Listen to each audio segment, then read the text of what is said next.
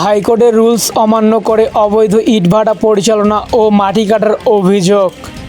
পরিবেশ ও আইন শৃঙ্খলা রক্ষাকারী বাহিনীর চোখ ফাঁকি দিয়ে এলাকায় অব্যাহত রয়েছে হাইকোর্টের নির্দেশ অমান্য করে ইটভাটা পরিচালনা ও অবৈধ মাটি উত্তোলন।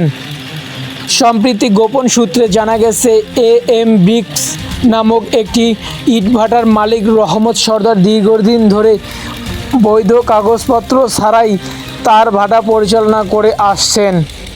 শুধু তাই নয়, হাইকোর্টের সুস্পষ্ট রুলস অমান্য করে তিনি তার ইটভাটার জন্য আশেপাশের কৃষি জমি থেকে অবৈধভাবে মাটি কাটার কাজও চালিয়ে যাচ্ছেন।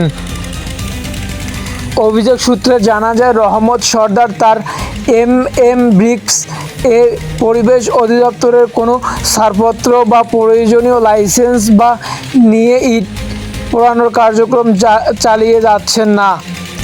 ইতিমধ্যে দেশের বিভিন্ন স্থানে হাইকোর্ট অবৈধ ইটভাটা বন্ধের নির্দেশ দিয়েছেন এবং সম্প্রতি পরিবেশ উপদেষ্টাও লাইসেন্সবিহীন কোনো ভাটা চলতে দেওয়া হবে না বলে কঠোর অবস্থান নিয়েছেন।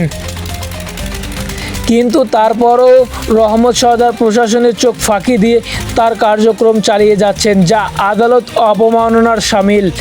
এ বিষয়ে এলাকার কয়েকজন কৃষক ও স্থানীয় বাসিন্দা ক্ষোভ প্রকাশ করেছেন।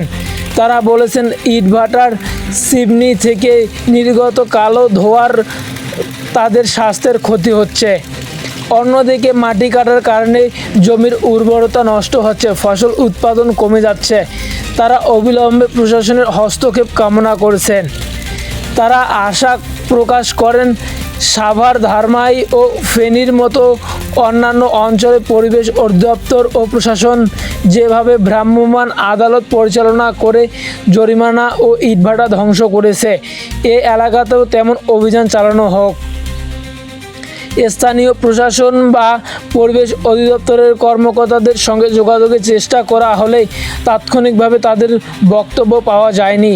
তবে সংশ্লিষ্ট সূত্রে জানা গেছে, অভিযোগ পেলে বিষয়টি খতিয়ে দেখে আইনানুগ ব্যবস্থা গ্রহণ করা হবে।